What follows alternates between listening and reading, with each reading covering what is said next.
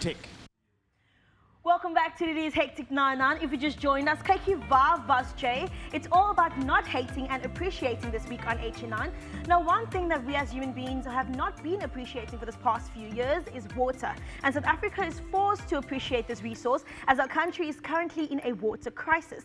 Now, just to name a few, from the Egmont Dam in Gauteng to the Hazelmere Dam in KZN to the Spitskop Dam in the Northern Cape, even to the Florisklal Dam right here in the Western Cape, all of these dams and so much more are under immense pressure because of the lack of water. Now here joining us to tell us a little bit more about this water crisis is environmentalist Justin Friedman. Welcome to Hectic 99. Thanks for having me. Thanks a lot. Now before we get started, can I just say hello to his beautiful daughter Mila who's watching at home. Hey there. Okay, now let's get straight into the water crisis in South Africa.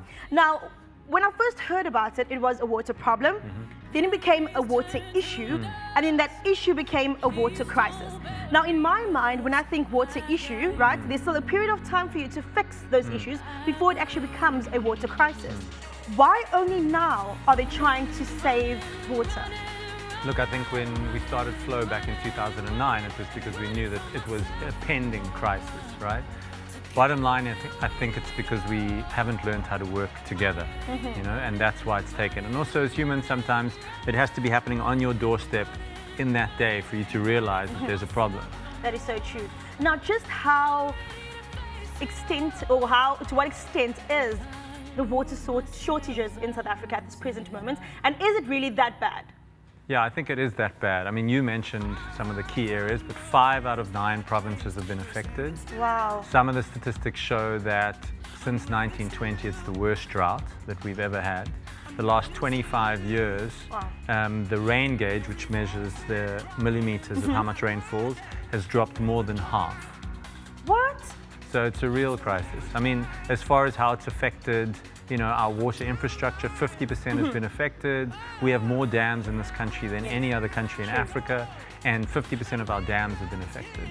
Oh my word, and how has that, the food production of South Africa also been affected by this water shortage? Yeah, so you had that chef yesterday who was making tzaza, maize, right? So maize, our kind of staple in South Africa, right? 25% of our maize now has to be imported, which is costing South Africa probably 20 to 30 billion rand more. Plus, not only affecting us and the people who need it, but also our African neighbors that rely on us to export maize to them.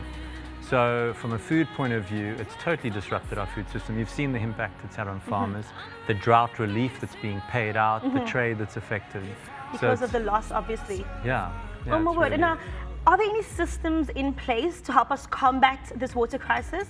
Yeah, I think the Department of Water Affairs is trying its best. Municipalities are trying their best. You know, there are various programs around the country. Yeah. I think it's important to go local, you know, look at local programs. So, for example, a project that I'm a big fan of here in the Western Cape, in Franschhoek, is called the Genius of Space program. Okay. And it's running in an informal settlement.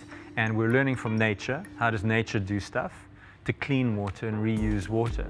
So that's where I see local projects popping up. And then for viewers watching, how can they go about saving water?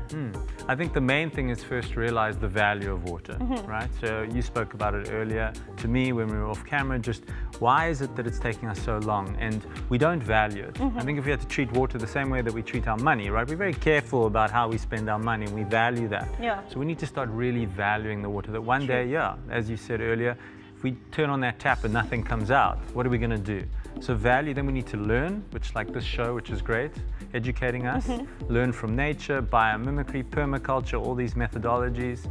And then the third one is the action. So at home, you know, you can, if you have a bath, you take a bath, you can reuse that water in the garden. Right. Lovely. Well, there you have it, guys. Go out there and save as much water as possible. Thank you so much for joining us. If you guys have any tips on how to save water, hop onto our Facebook page, as there is a website where you guys can actually go and check out exactly what you can do to save water at home. Hectic.